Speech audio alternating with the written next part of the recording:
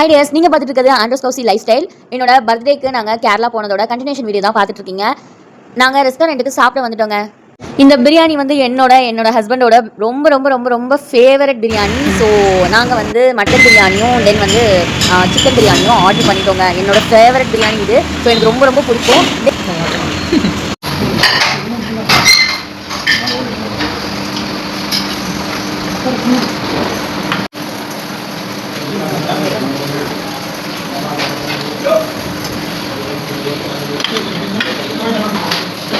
இந்த பிரியாணி வந்து எனக்கும் என் ஹஸ்பண்டுக்கும் ரொம்ப ரொம்ப பிடிக்கும். எங்களோட ஃபேவரட்.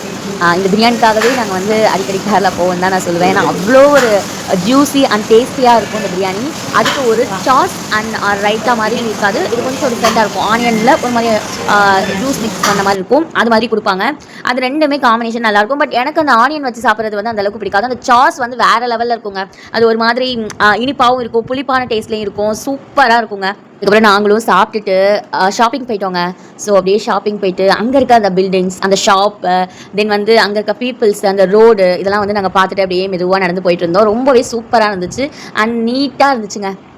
ஒவ்வொரு இடத்துலையும் வந்து டிஃப்ரெண்ட்டான ட்ரெடிஷ்னலான ட்ரெஸ்ஸு, அதுக்கப்புறம் வந்து மாடர்னான ட்ரெஸ்ஸு, அப்புறம் ஆங்கிலோ இண்டியன் அவங்களுக்கு வந்து ரொம்ப பிடிச்ச மாதிரியான ட்ரெஸ்ஸு, அவங்க போட்டுக்கிற மாதிரி ட்ரெஸ், அந்த மாதிரி டிஃப்ரெண்ட் டைப்பாக வந்து ட்ரெஸ்லாம் வச்சுருந்தாங்க.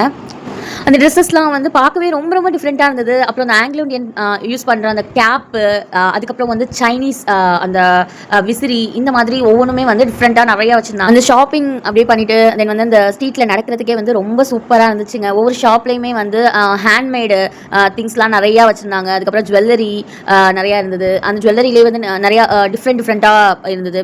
அதுக்கப்புறம் வந்து இயரிங் ஷாப் மாதிரி ஒன்று பார்த்தோம். அப்புறம் கீச்செயின், டாய்ஸ்லாம் அங்கே இருந்துச்சு. இயரிங் வந்து நம்ம நார்மலாக வந்து யூஸ் பண்ணுற மாதிரி பெரிய இயரிங்ஸ் அந்த மாதிரி தான் இருந்துச்சு. ஆனால் வந்து இந்த கீ செயின் டாய்ஸ்லாம் வந்து கொஞ்சம் டிஃப்ரெண்ட்டாக இருந்துச்சு. அதுக்கப்புறம் வந்து ஒவ்வொரு ஷாப்பும் வந்து பார்க்கவே வந்து சூப்பராக இருந்துச்சுங்க. அந்த என்ட்ரன்ஸ் வந்து ரொம்பவே அழகாக இருந்தது. அதுக்கப்புறம் வந்து மலபார் காஃபி அது பார்த்தோம். ஆனால் எங்களால் குடிக்க முடியல. ஏன்னா நாங்கள் அப்போ தான் சாப்பிட்ருந்தோம். அதனால் வந்து அங்கே குடிக்கல. அந்த டைமில் நாங்கள் அங்கே எங்கள் நேரில் தான் இருந்தது. ஆனால் நாங்கள் அங்கே போகல. அப்புறம் நமக்கு பிடிச்ச பிளேஸில் நமக்கு பிடிச்சவங்களோட மழை அப்படியே பெஞ்சிட்டு இருந்தது. அப்படியே நடந்துட்டு மெதுவாக அப்படியே கதை பேசிட்டு சந்தோஷமாக, அதை விட என்ன வேணும் அப்படின்ற மாதிரி தாங்க எனக்கு தோணுச்சு. காசு பணம் வந்து இதுக்கு வந்து ஈடாகவே ஆகாதுங்க.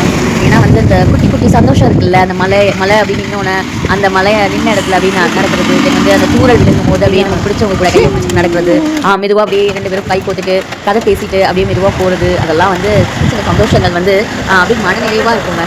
அப்படியே உங்களுக்கு பிடிச்சிருந்துச்சுன்னா லைக் பண்ணி ஷேர் பண்ணுங்கள்.